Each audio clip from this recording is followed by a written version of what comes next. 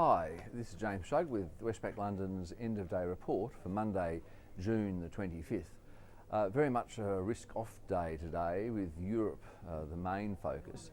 I think there had been some disappointment in Asian markets related to concern that perhaps the weakness in the Chinese economy might be being understated, i.e. the economy might be even weaker than the official statistics would have us believe. But certainly concern that the European Leaders Summit later this week won't deliver anything substantial in terms of working towards a solution to the European sovereign debt crisis. Certainly that concern has been the biggest driver of market weakness today. In Germany, Angela Merkel has been saying that we shouldn't be looking for the easy way out of the crisis.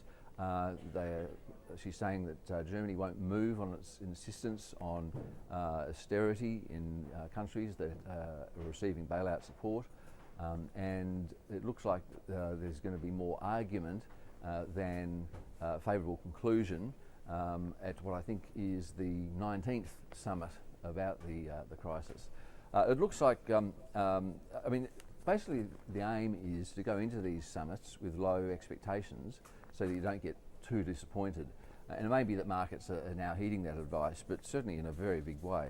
I'll run through markets in a minute. There wasn't much on the way of data, certainly not in Europe or the UK. In the US we had new home sales. They were up 7.6% in May, but back revisions meant that that only reversed declines in March and April. So the level of sales in May was just a tiny bit above where it was in February. That's still the highest it's been since the end of the tax credit for new home buyers, or for home buyers, which ended in April 2010. But that level of sales, the annualised pace of sales, which is 369,000, is still only a quarter of what sales were running at in their peak back in 2005. In other words, the new housing market in the US is down by 75% still, 3 years into the recovery. The US Dallas Fed Factory Index bounced in June to 5 from 2 negative readings in April and May, but its average reading for the quarter was still slightly negative compared to an average in the first quarter of 14.6. So that's another piece of evidence pointing to softness in the US economy in the second quarter relative to the first. The Chicago Fed National Activity Index for May, which is actually a compilation of data released by other institutions, it had its second weakest reading in a year. It was down at minus 0.45 in May. It was a little bit weaker than that back in March. But apart from that, as I say, the second weakest reading since a year ago. So further confirmation there that US data is losing momentum. So I suppose the ongoing concerns about Europe and that politicians are simply talking and not delivering is the big driver of the market story today, market weakness today. But the US data wasn't particularly flash either.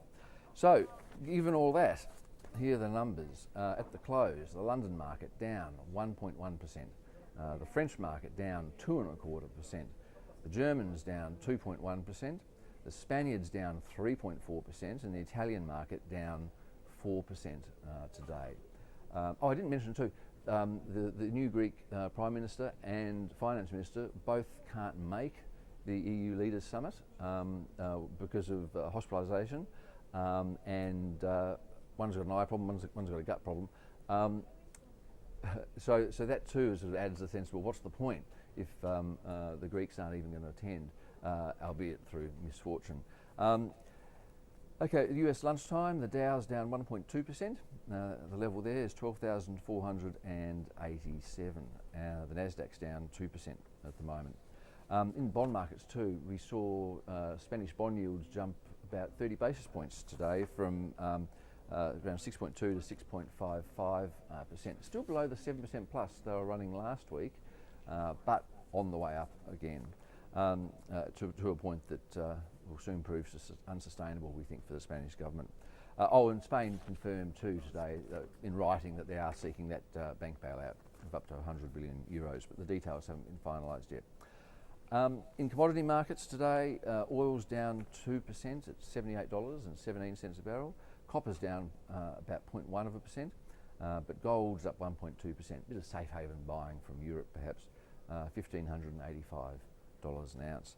And the Aussie dollar is at 99.94 US cents. Since about lunchtime London time, it's been trading under parity against the US dollar again, in line with the weakness in equity market sentiment, some commodity prices and the pickup in risk aversion. Okay, nothing out in Australia tomorrow to report, to watch out for, but I'll be back tomorrow with the next European update. Okay, thanks for watching.